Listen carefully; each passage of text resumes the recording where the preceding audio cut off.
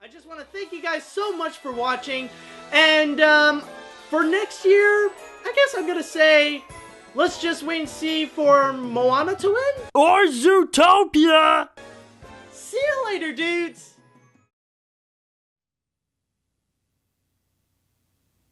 Okay, in my defense, that was recorded before the time anyone would ever expect Zootopia would turn out to be an amazing movie.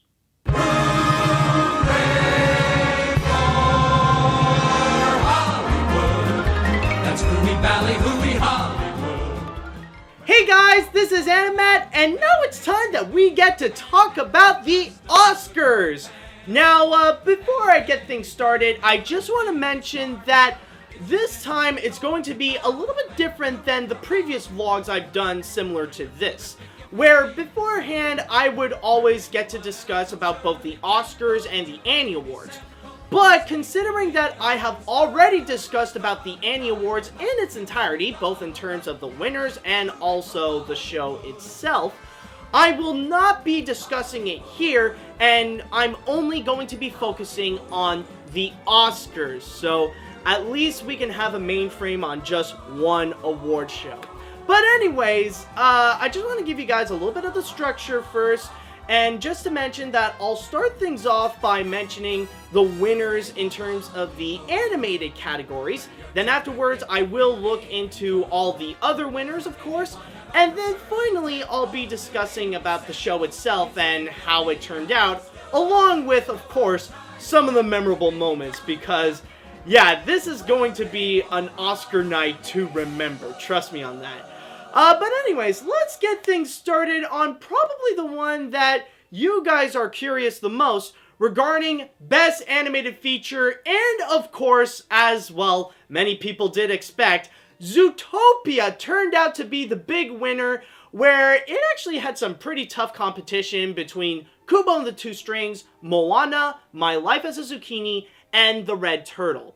And if I could be very honest with you guys, this is actually probably the first time that I would look at every single nomination for Best Animated Feature, and I would be satisfied and happy with whoever would actually win. Like, I don't mind whoever would be the winner, because each and every single movie in there is worthy enough to go and get the Oscar. Now, in terms of Zootopia winning, like, of course, if I would have the choice, I would definitely vote for Zootopia to be the winner.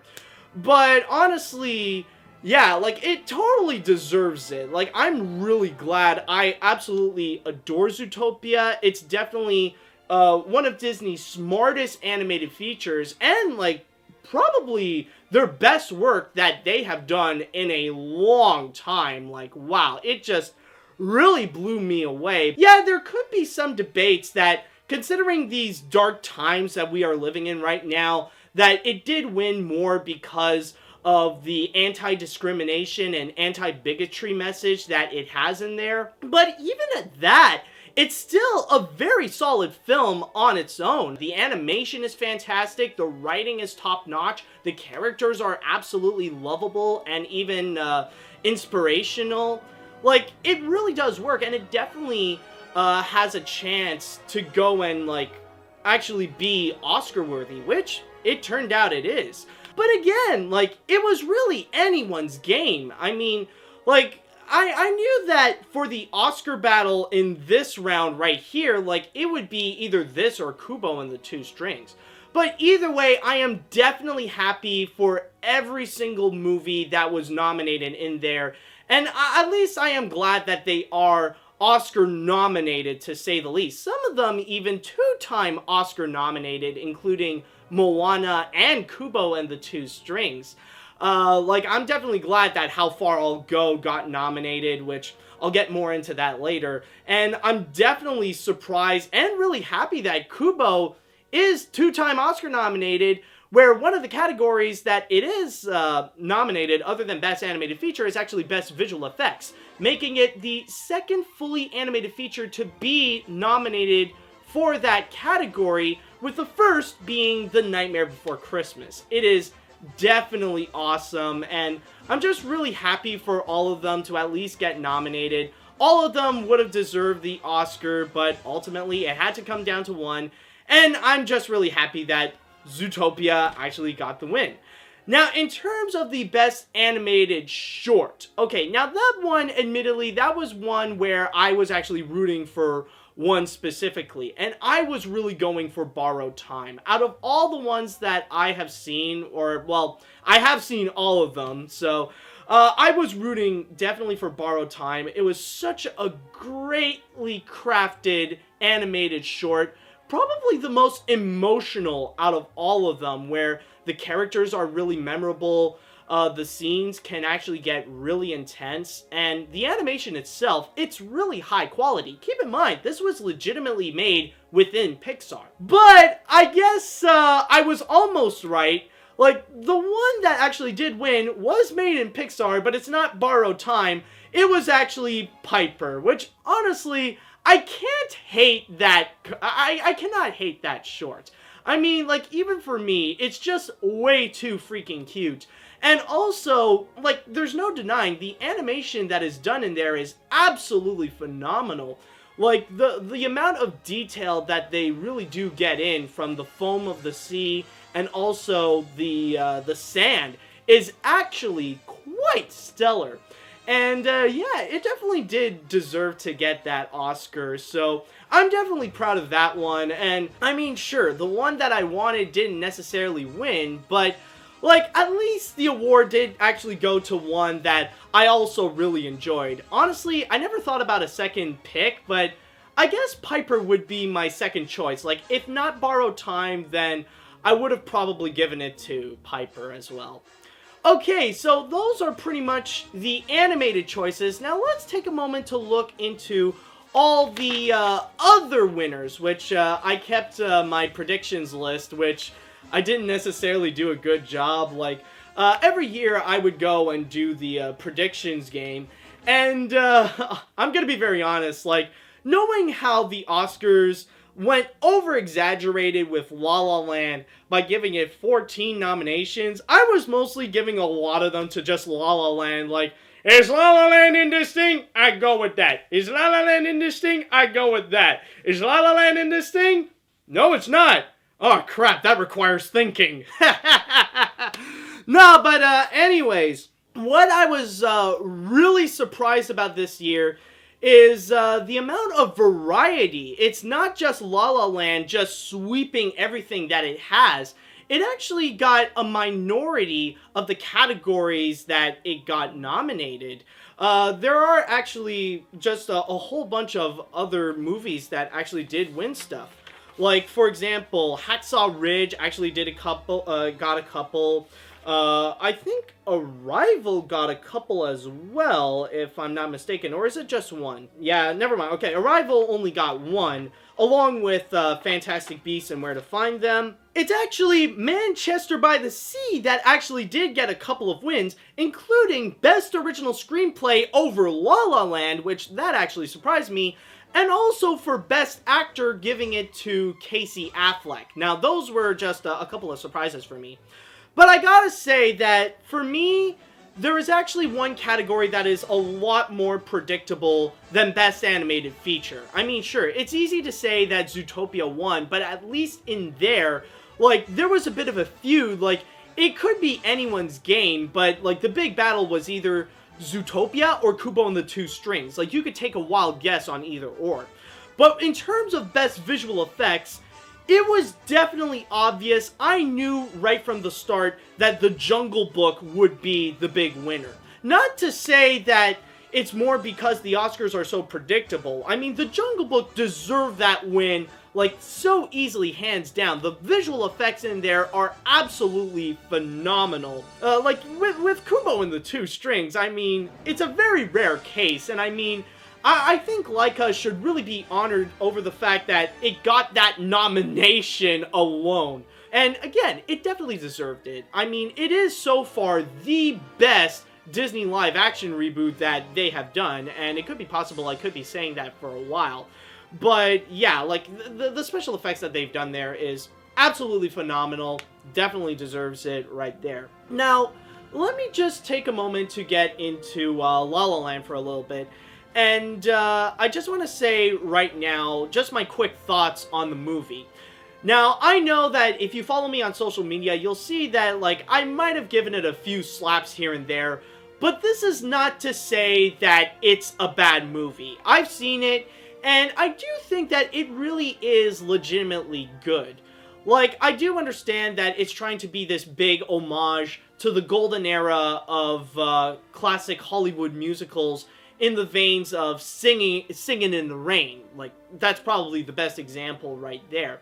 But while I do think it is a good movie, I don't really think that it's so good that it deserves to sweep the Oscars, or like to really sweep all the awards, like to really go and be over-exaggerated with giving the wins at the Golden Globes or the Critics' Choice Awards, or even get a lot of them at the Oscars. Like, giving it 14 nominations is a bit of an over-exaggeration right there. I will hand it to them that it definitely deserves some of the wins, like best production design. I definitely do agree with. Like the shots are definitely fantastic. Best cinematography is another one that like it definitely did deserve.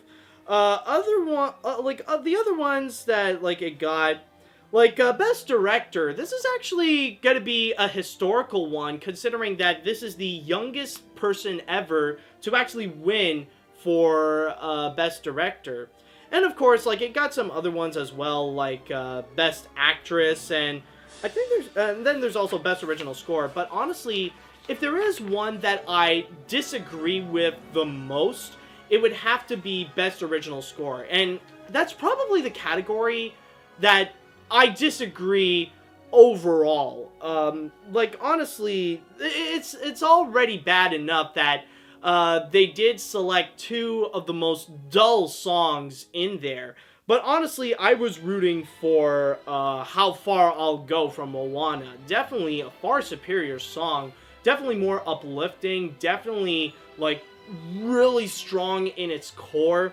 While the other ones, like Audition and City of Stars, like, they're just more boring. Not to say that they're really bad songs, it's just that, like, it's easier to, like, they're a lot more forgetful than, like, most of the other ones. Like, of course, I feel like people are gonna definitely remember Can't Stop the Feeling and even How Far I'll Go, more so than any of the songs that are actually nominated. Even the presentation that was given at the Oscars with, Lin-Manuel Miranda and Ali Cravalho, it definitely triumphs over what John Legend did in the show, absolutely.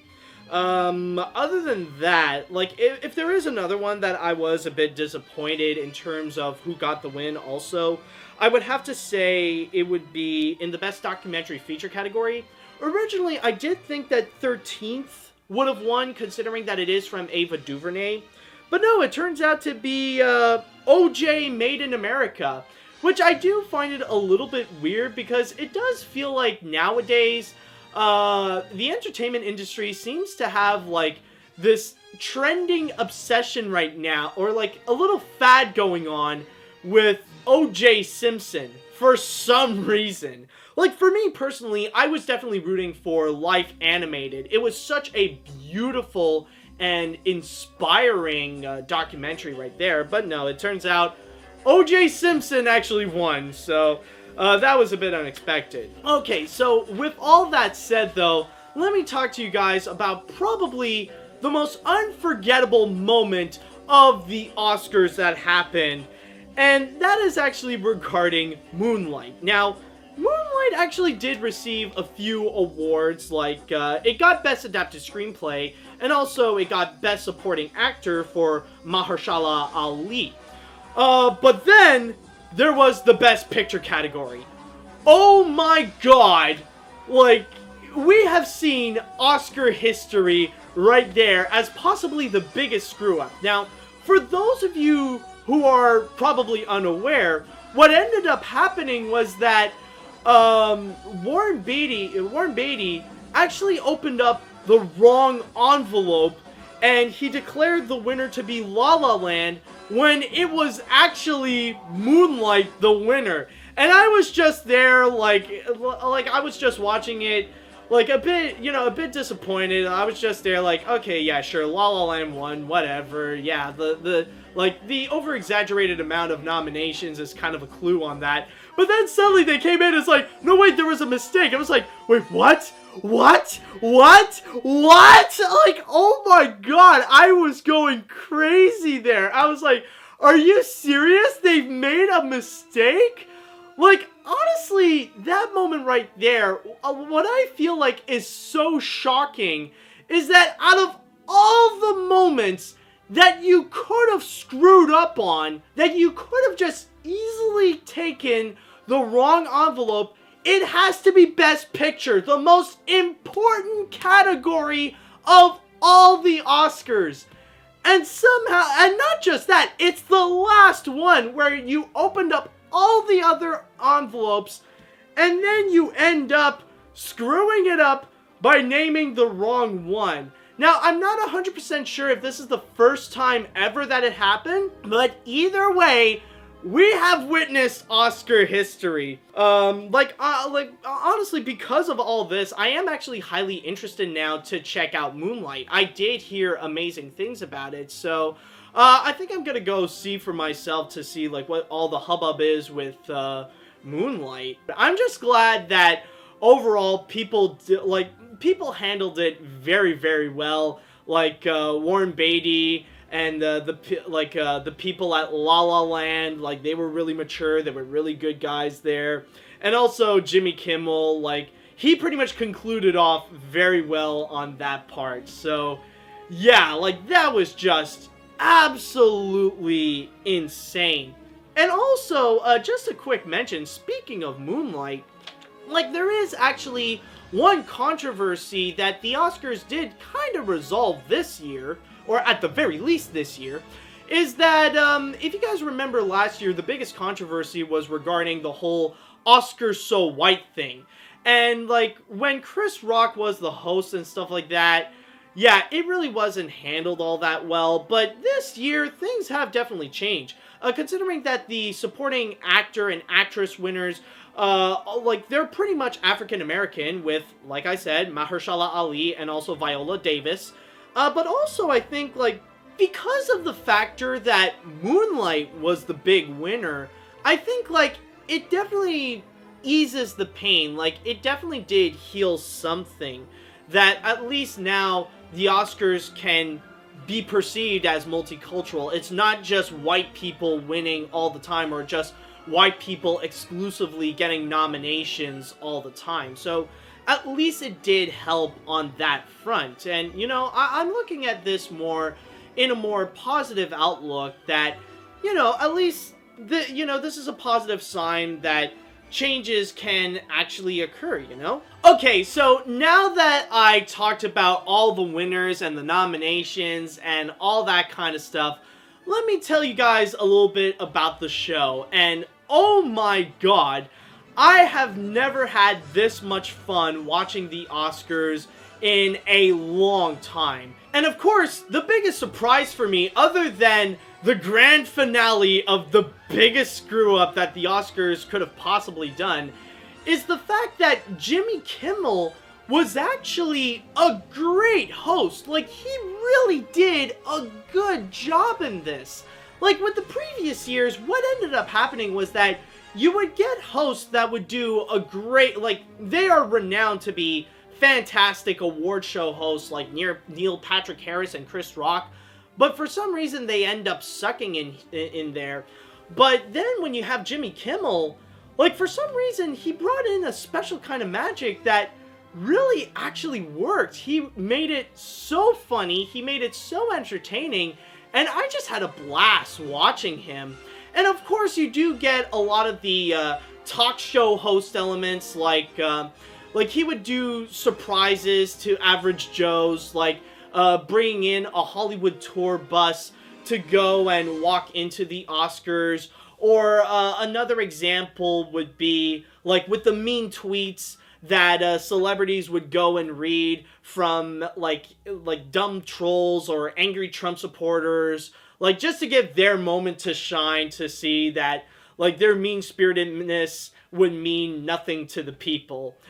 So like, yeah, you do get those like talk show moments, but overall with Jimmy Kimmel, it's actually fantastic. And possibly the greatest thing, like the funniest moments that would ever come out with Jimmy Kimmel has to be with the little rivalry that he has with Matt Damon throughout this whole thing. Now, I understand that in Jimmy Kimmel's show, there is a bit of a running gag that he kind of has this thing for Matt Damon.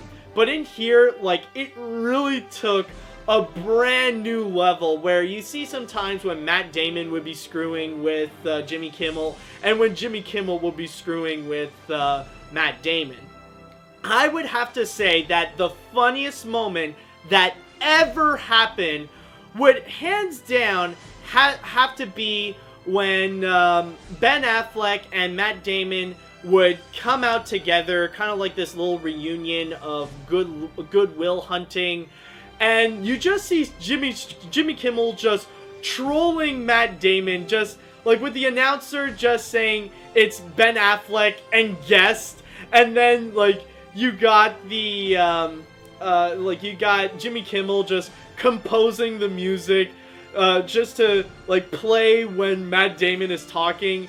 Oh my god, it is absolutely hilarious, and like there's a lot of great material that came out of it. And this is on top of many other different moments, like in the opening when Jimmy Kimmel wanted to bury the hatchet with Matt Damon, or like the time, like, because the theme of this year's Oscars is inspiration, and you see some people having a chat, you know, about the movies that inspired them. Like a good example is Seth Rogen would talk about why he was so inspired by Back to the Future, and then suddenly when presenting an award, he would come out of the DeLorean with Michael J. Fox.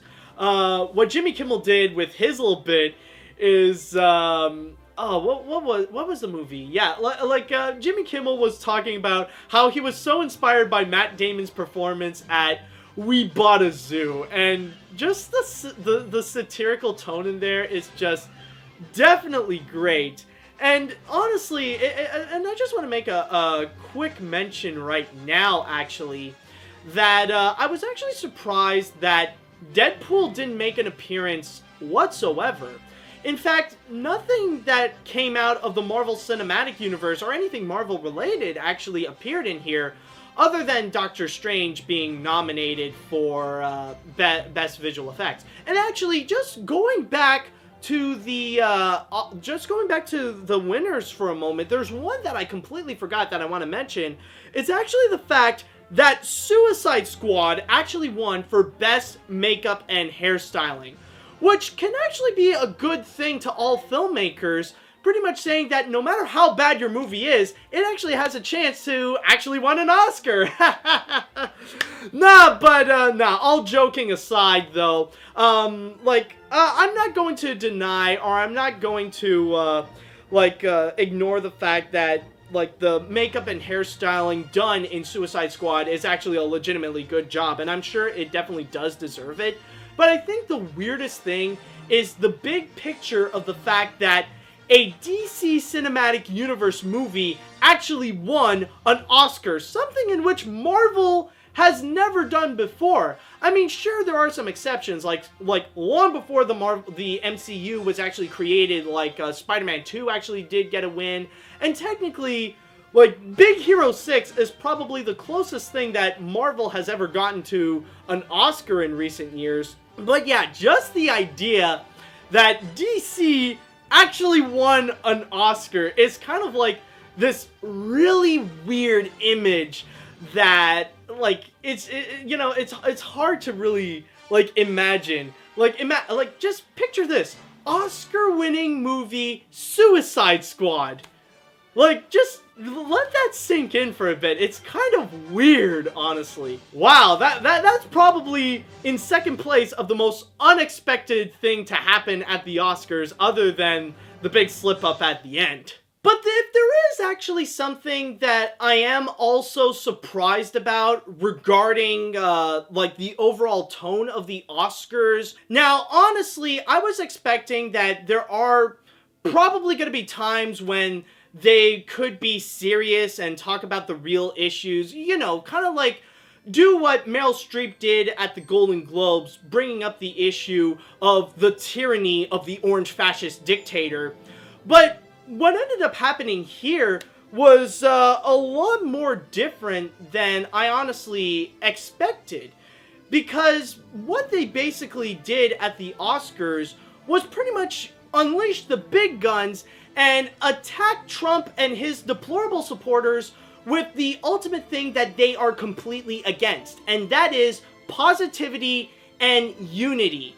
There is no borders, no bans, no nothing like that, no Islamophobic travel bans, no racist border walls that would separate Mexicans or any other race, and transgenders can go to whichever bathrooms they feel the most comfortable with. It definitely has this strong sense of unity where it doesn't matter, like the whole garbage idea of America First is thrown out the window, and everybody, no matter which nationality, no matter which religion, no matter which gender they are, they can all come together and they can pretty much celebrate what they love the most. You know, just celebrating movies and celebrating the unity where if people can work together, they can create something amazing. Just like all these movies that they have crafted, you know, and it's definitely a lot of fun.